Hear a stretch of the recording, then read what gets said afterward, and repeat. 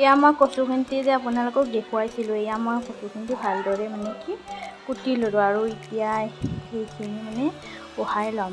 উহাই ল'লে বহুত টেষ্টি লাগে, মানে কি কচুটো নধৰে গলত, সেইকাৰণে উহাই ল'ম ভাল কৰি ইয়াত।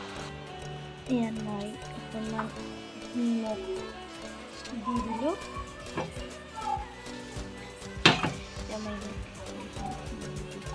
এই কুকাৰত বহাই দিলোঁ, এতিয়া চিটি গ'লে হৈ গ'ল আমাৰ মানে কচুখিনি নহয়, মানে কি কচুখিনি যে উহাম সেইখিনি হৈ গ'ল। আৰু অহাৰ পিছত চাই থাকিবচোন আপোনালোকে, ভাল লাগিলে কিন্তু লাইক কৰিব দেই। কিন্তু মই কিন্তু নিউকৈ খুলিছোঁ আৰু ইউটিউবটো, সেইকাৰণে মই এটা কাৰণতে ভাবিছোঁ যে ইউটিউবটো খুলিলে বহুত লাভ হয়, সেইকাৰণে খুলিছোঁ। আহি গৈ গ'ল।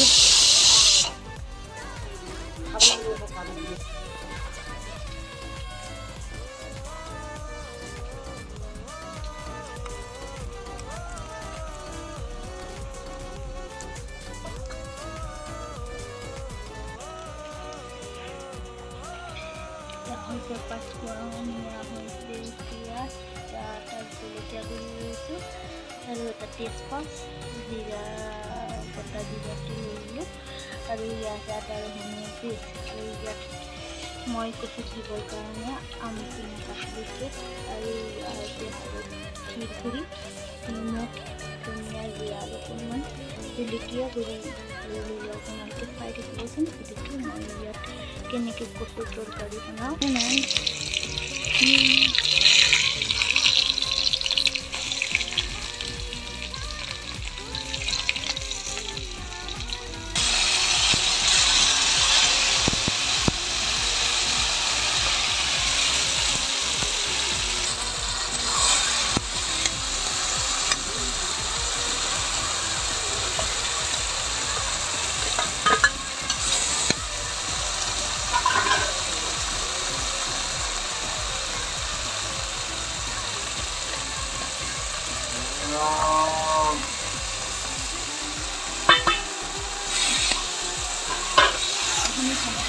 লৰাই দিব।